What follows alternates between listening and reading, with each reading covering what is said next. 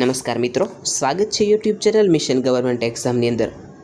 જે વિદ્યાર્થી મિત્રો કંડક્ટરની પરીક્ષાની તૈયારી કરી રહ્યા છે તેમના માટે આજનો ખાસ વિડીયો નિગમ અંગેની લેટેસ્ટ માહિતી 2026 નિગમની નવીનતમ અપડેટ્સ અને હાઇલાઇટ્સ 2026 હાઈટેક કેરાવાન સર્વિસીસ જીએસઆરટીસી દ્વારા મુસાફરોની સુવિધા માટે 10 નવી અત્યાધુનિક હાઈટેક કેરાવાન બસોનો કાફલો સામેલ કરવામાં આવ્યો છે।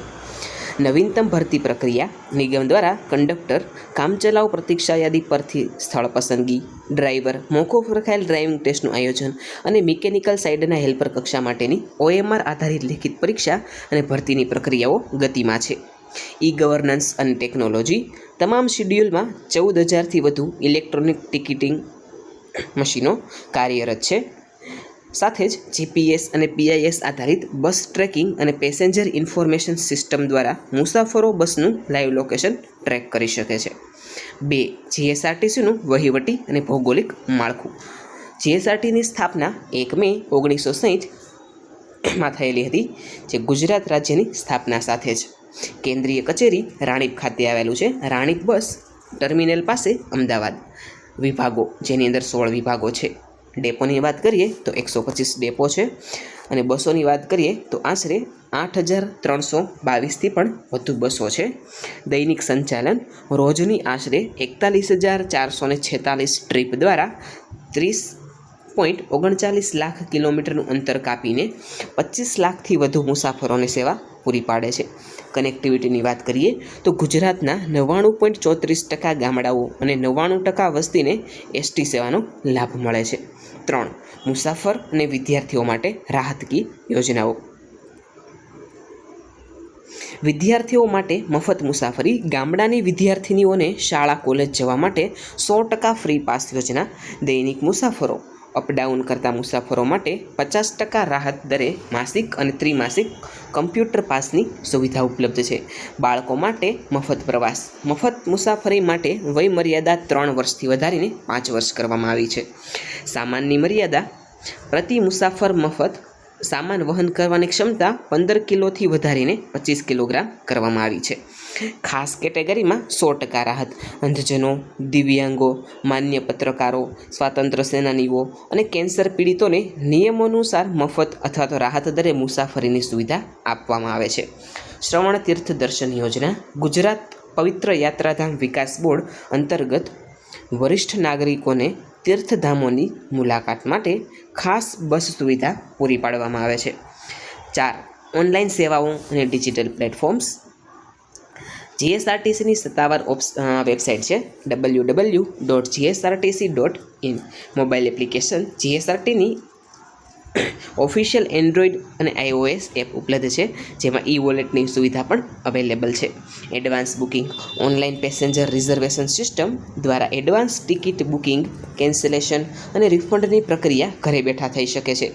તમામ મુખ્ય ડેપો પર POS મશીનો દ્વારા ડિજિટલ પેમેન્ટ સ્વીકારવામાં આવે છે।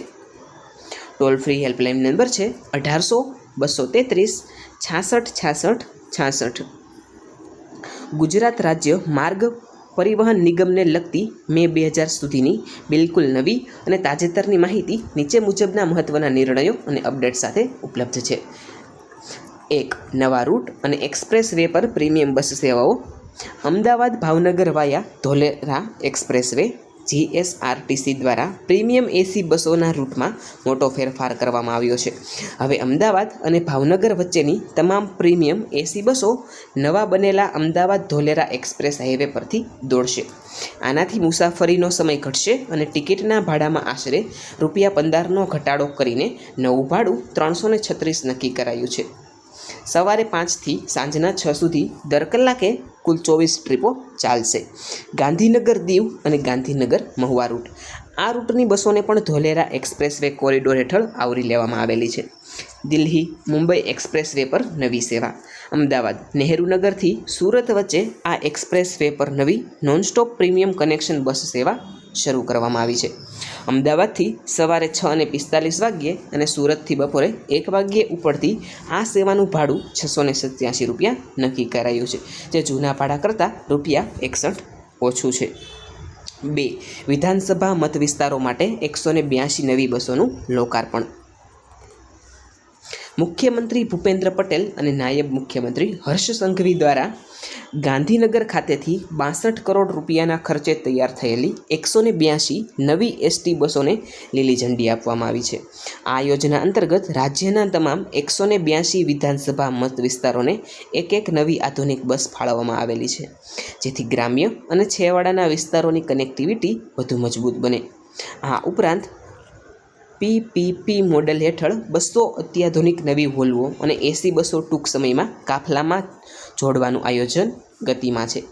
રાજ્ય સરકાર દ્વારા છેલ્લા 2 વર્ષમાં એસટી નિગમને નવી બસો ખરીદવા માટે કુલ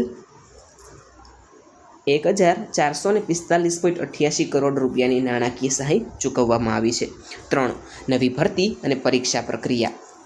મિકેનિકલ સાઇડ હેલ્પર ભરતી. જીએસઆરટીસી દ્વારા મિકેનિકલ સાઇડની હેલ્પર કક્ષા કુલ 297 જગ્યાઓ માટે માર્ચ 2026 સુધી ઓનલાઈન અરજીઓ લેવાયા બાદ હાલમાં OMR આધારિત લેખિત પરીક્ષા અને દસ્તાવેજ ચકાસણીની પ્રક્રિયા આગળ વધી રહી છે.